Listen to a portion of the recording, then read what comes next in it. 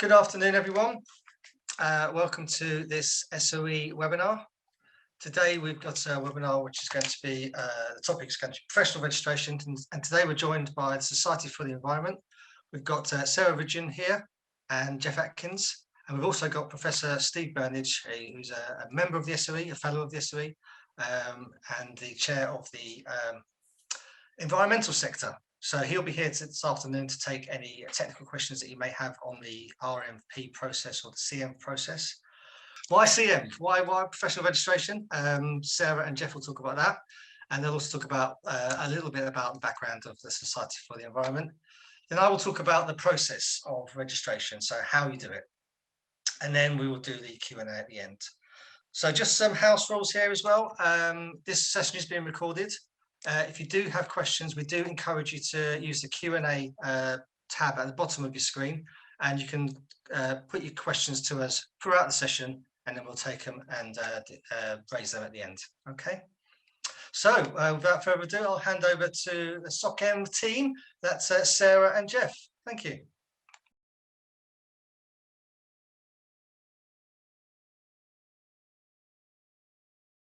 Hello. Okay, so representing Society for the Environment today are me, Geoff Atkins, Head of Licensing, etc., and my colleague Sarah, who's Policy and Communications Officer. And on screen are our contact details. However, if you've got any questions about today's subject, given my role, you should really contact me via email, please. So take a note of those and email if you want, if you've got any questions. So why become a CEnv or REnvP? Next slide. Well, first of all, who are we? And I don't mean Sarah and Geoff. I mean, we are, and we like to use acronyms. So we're not Society for the Environment, we're SocEnv. We were created in 2004, so we're quite young and quite small. We're an umbrella organisation made up of 24 professional bodies, and we are the custodians of 3 registers. More acronyms: CEnv, REnvP, and REnvTech. Now, really, our aim is to enable the skills and expertise of environmental professionals to be recognised.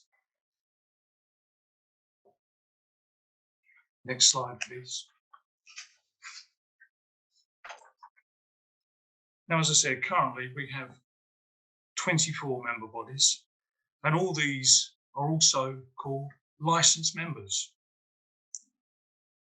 And they cover a very wide range of sectors across the whole of the environment. And as you can see from their logos, everything is covered. But we are always looking to welcome new, appropriate professional bodies to join our family. Next slide.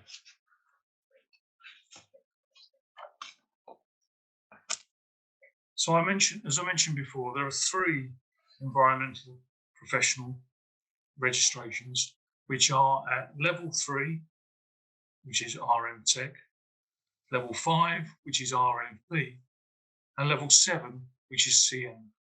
So we've got a good range of qualifications of registers with a really good balance. And SOE have licenses to award CEnv and REnvP. So let's focus on those. Next slide, please. So here, broadly speaking, are the eligibility criteria for CEnv and REnvP. And they're both very similar, but also very different.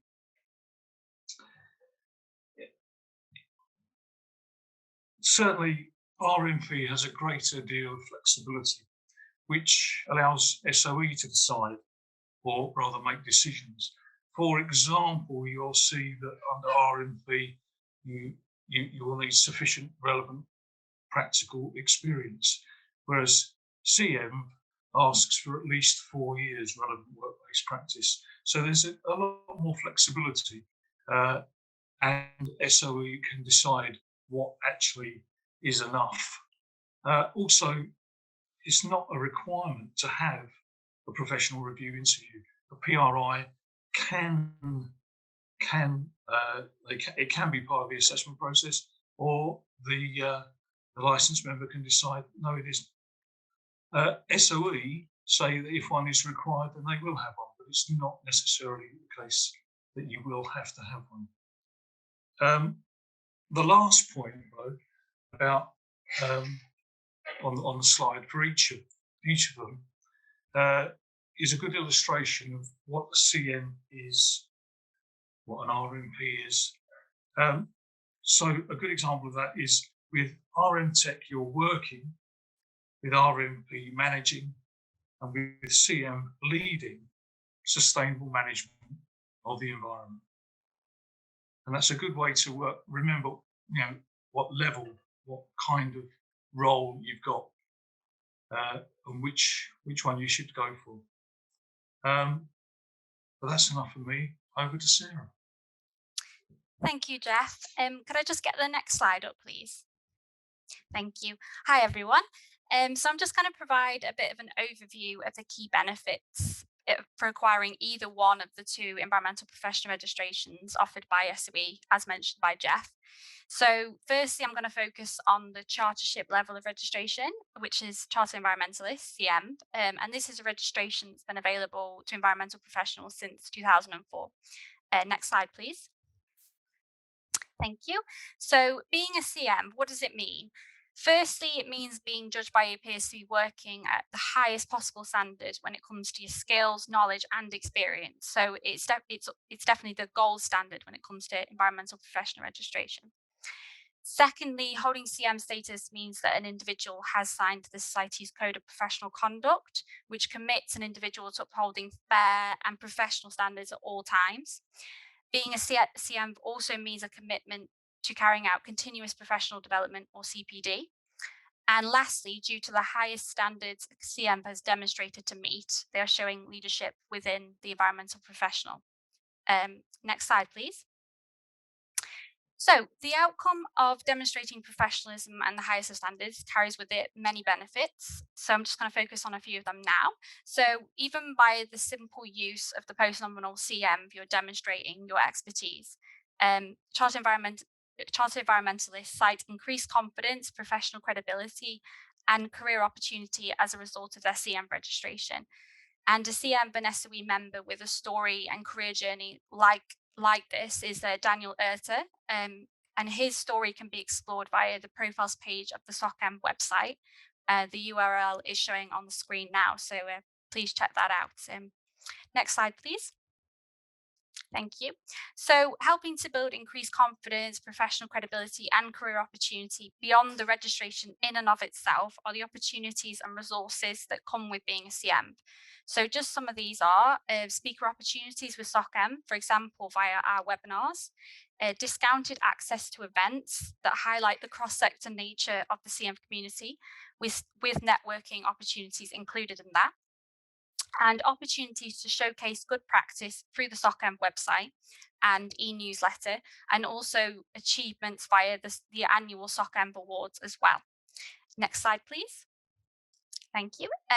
So I just wanted to highlight the I Am CEnv campaign we ran last year, which basically saw CEnvs from across sectors come together online to share their stories and career journeys, and also their challenges and opportunities they face throughout their career. So, and this was a phenomenal success, this campaign.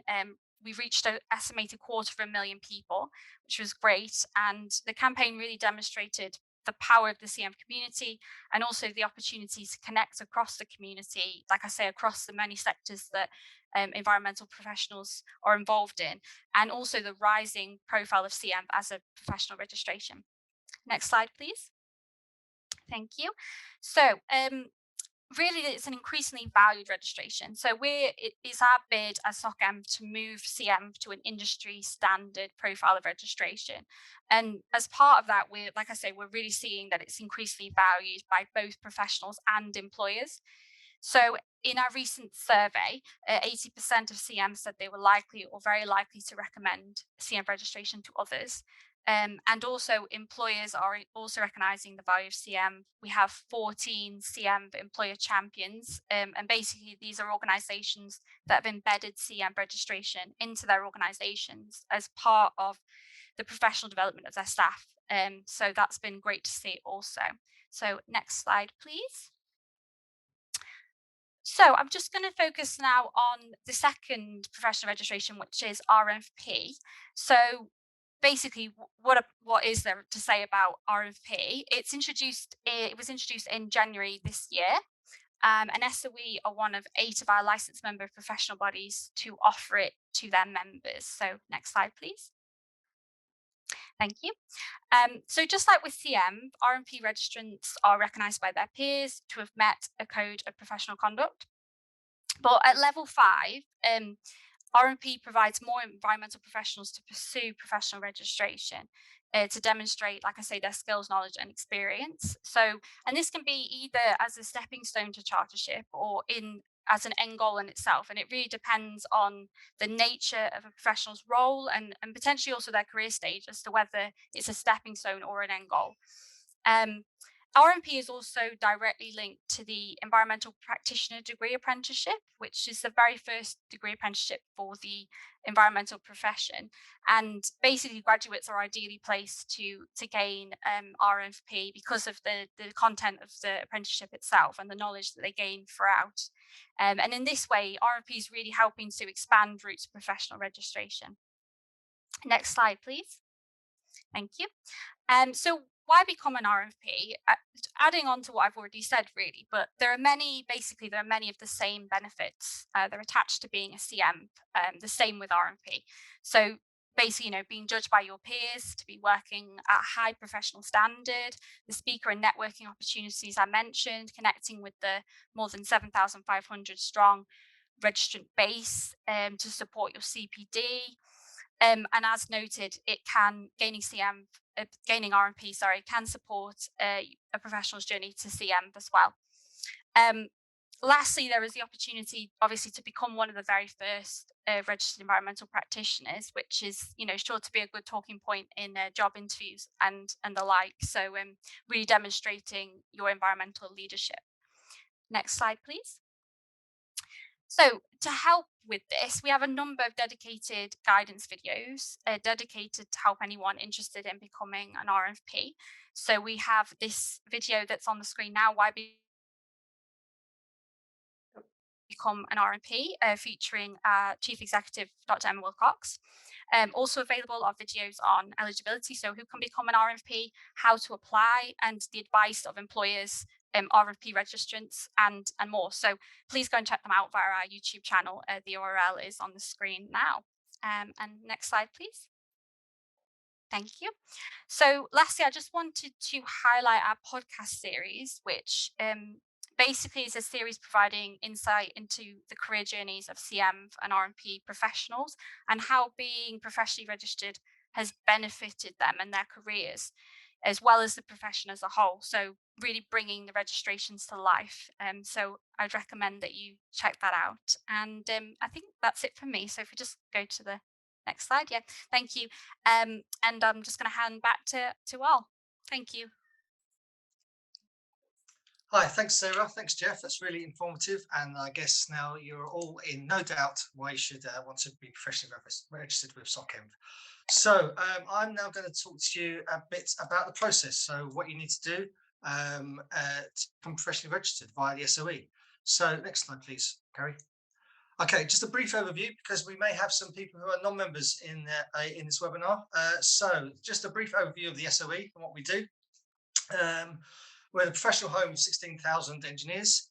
We have 4 distinct sectors for our engineers. So we cover we represent engineers from road transport, plant engineers, which is maintenance and manufacturing engineers, the Bureau of Engineering Surveyors, which is insurance and inspection engineers, and our newly formed sector, which is the environmental engineers, which is engineers that are interested in sustainability and the environment, but more interestingly, engineers that are affected, or engineering which is affected by the environment as well. So a lot of scope there for people to join out the society. Next slide, please.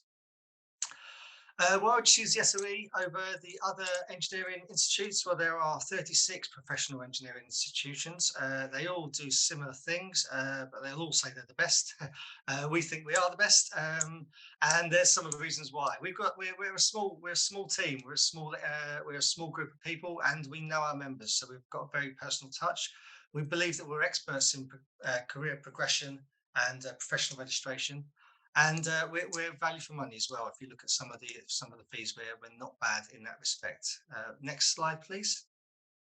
Some of the benefits of SOE membership: you get your technical and digital magazines. We do lots of technical guides and give guidance to people who need to keep up to date with legislations. We do lots of webinars like this, technical webinars, but also webinars for sort of CV advice and careers advice. And when we're allowed to, we do networking events. So they'll be coming up shortly in the new year. I get it in next year, I guess. So essentially, those four blobs down the bottom there. That's kind of why we exist, and they are the benefits for you for joining. Next slide, please. So I'm going to talk about the process of professional registration for REnvP first, and then I'll move on to CEnv. Next slide, please. And the next slide, please.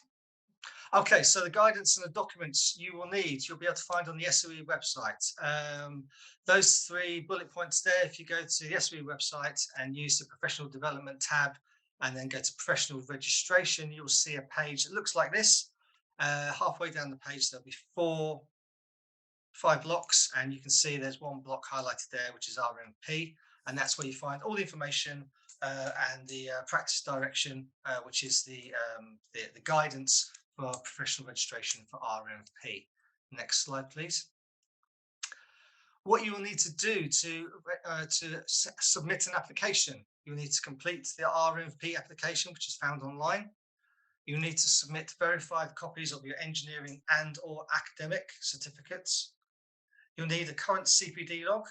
A CPD log is a continuous professional development log, so it's what you do outside of and above your normal day. So any training that you go on, courses that you've been on, any mentoring that you've done, webinars like this, part of CPD.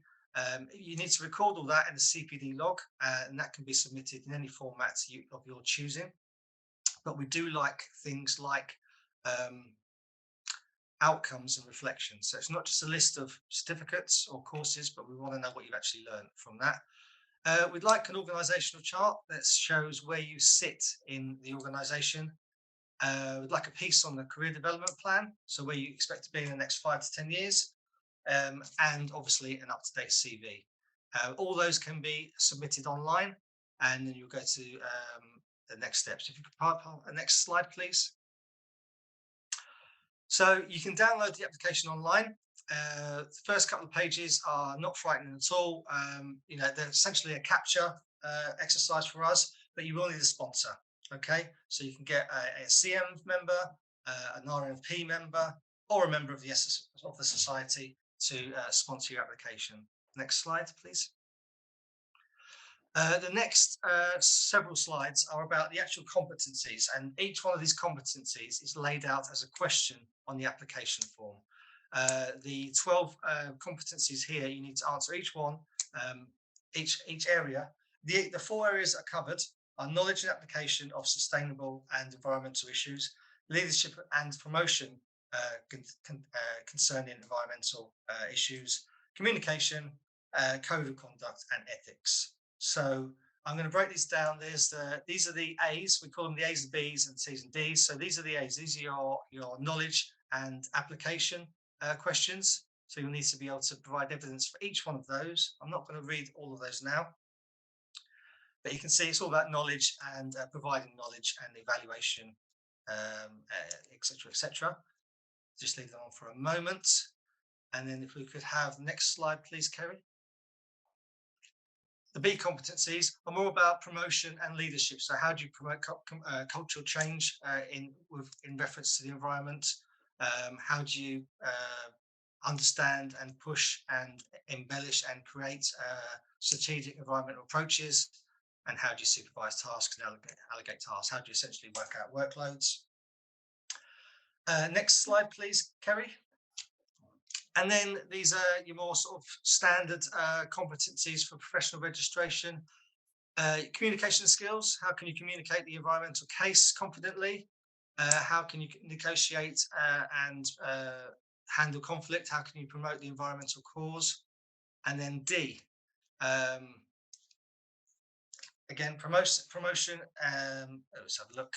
Promote commitment to professional standards, recognising obligations to society and professional and the environment.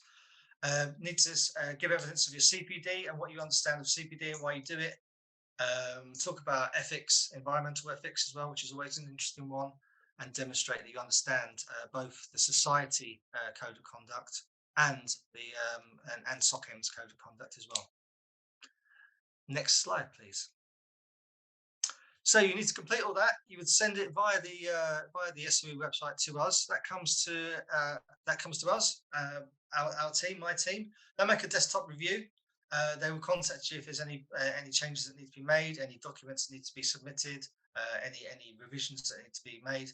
And then once they're happy, that's passed to our Membership and Professional Standards Committee. They will make a review on that. It will go to 2 assessors.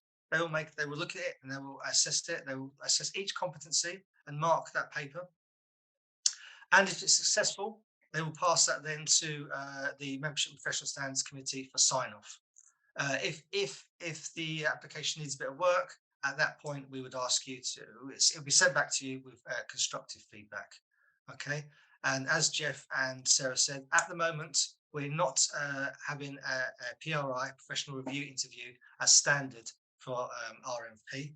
There may be a course for it, but the general process is a submission of an application form, a review, it's marked, and then there's an outcome at the end. Just a little bit on the costs. So this year we are, it's only £50 for the application, and that's all you pay for the remainder of this year. It's £50 to submit the application. If you're successful, you get the year subscription for free, and then following year, there's an annual subscription as well. So for 50 quid, that's not too bad. Next slide. So next slide again, please. The CEnv process is, as Geoff and Sarah said earlier, similar but not the same. But it's kind of runs along the same process. It's more in depth because it is for a master's level. So we expect more leadership issues, more development, more analysis, that kind of thing. But it's the same competencies. You will find the application in the same place on the SOE website. And again, there's a link there to read the CEnv competencies, which is, you need to read those. If you read in the CEnv competencies and you've got your level 7 qualification, you read through and you go, I can do this, I can do this, I can do this, then you're ready to submit your application. Next slide, please. Okay, so I've kind of run through that with the REnvP, but the CEnv application process is exactly the same. Go to the SOE website. We need those documents there on the left, all sent to us via the SOE website. Once that's come to us, we do the same process as a desktop review initially. Next slide. And next slide again, please. And then here we are, a review of the competencies again. So they're the same competencies, but they're slightly more in depth. So you can see they're more, you can see understanding principles, much more about the design and influencing and management, and levels really. You can see there, analyze and evaluate problems rather than just understand problems, develop practical solutions. So it's about having those ideas, but then pushing them and developing them. Okay, so let's take a look at the B competencies. And again, so this is management and leadership. So not just promoting them, but influencing others to to understand and take on sustainable cultures, understand environmental needs for engineering, promoting strategic change, and demonstrating your own leadership and management skills. Next slide, please. Okay, so the C's and D's, again, very, very similar, but much more sort of in depth or involved. Communicate the environmental case. So you should be giving evidence there of where you're giving talks, or where you're looking at, or you're coming up against something, and you're arguing the case for the environmental change, and arguing your case for sustainability. And the D's, your personal commitment to CPD and standards as well. So not only doing CPD, but promoting others to commit to CPD and understanding the reason why. And then again, demonstrating the understanding of environmental ethical dilemmas, which is always an interesting one, and comply with relevant codes of conduct. Okay, next slide for me, please. So once you've completed your application form, you send that back to us. Again, nothing strange or startling here. We do a desktop review. We assign 2 assessors to review the paperwork. If they are in agreement that it should go to the next step, this is where there's a change, and you will be invited to take a professional review interview. So that's a PRI for short. We would invite you into the office, although we don't have an office at the moment. So we'd invite you to a web interview, a video interview, very similar to this. They would talk about your CV, talk about your application, talk about some of the content in there. It's a chat to make sure that the work you have provided is yours, and to get down to some of the nitty-gritty and what you're talking about. And it's not a harsh interview. It's a chat, and it's generally everyone that sits for a PRI generally really enjoys them, including the people that are conducting the interview. So it shouldn't be something that's feared.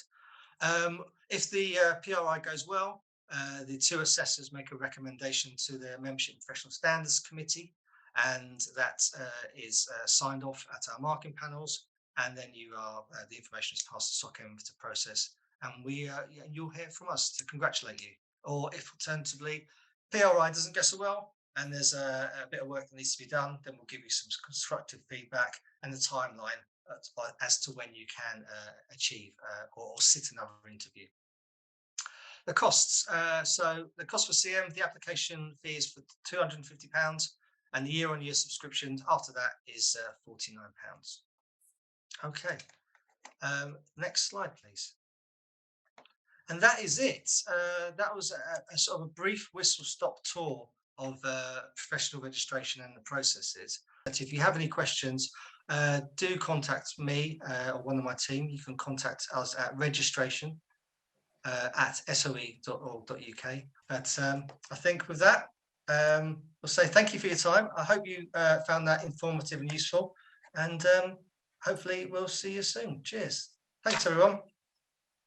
Thank you. Thank you.